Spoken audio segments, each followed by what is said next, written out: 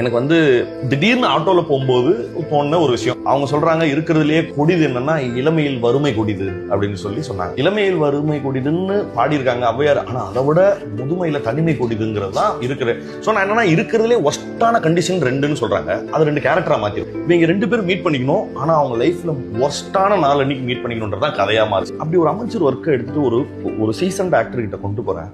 அவர் எந்த மறுப்பும் சொல்லலை. உட்காருங்க, என்னது இது அப்படியா? நானா சொல்றேன், சரி இல்லை சார், இப்படி ஒரு காலேஜ் ப்ராஜெக்டாக ஒன்று எடுக்கிறேன் அப்படி இப்படின்னு. அப்படியா, சரி, எவ்வளோ நாள் வேணும்? 10 நாள். சரி, ஓகே, எவ்வளோ தருவீங்கன்னா? சார் நான் என்னால் அஃபோர்ட் பண்ண முடியாது, அவ்வளோ காசு என்கிட்ட அப்படின்னா. என்னால் எவ்வளோ முடியும்?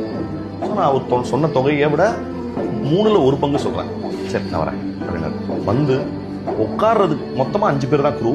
உட்கார்றதுக்கு சேர் இருக்குல்ல, பிளாஸ்டிக் சேர் கூட வாங்குறதுக்கு இல்லை.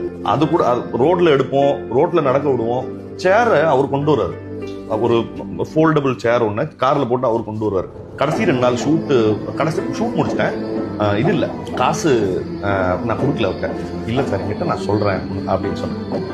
சரி, டப்பிங்ல வாங்கிக்கிறேன்னு சொன்னபோது, டப்பிங்ல நான் சொன்ன வாக்கை காப்பாற்றணுங்கிறதுக்காக எங்கேயோ இது பண்ணி காசை வாங்கிட்டு வந்து அவருக்கு கொடுக்குறேன். அவர் சொன்னாரு, வேண்டாம் எனக்கு இந்த காசு, இந்த படம் இந்த காசு மூலமா ஏதாவது பெட்டர்மெண்ட் அடையனா அதுக்கு யூஸ் பண்ணிக்கோ.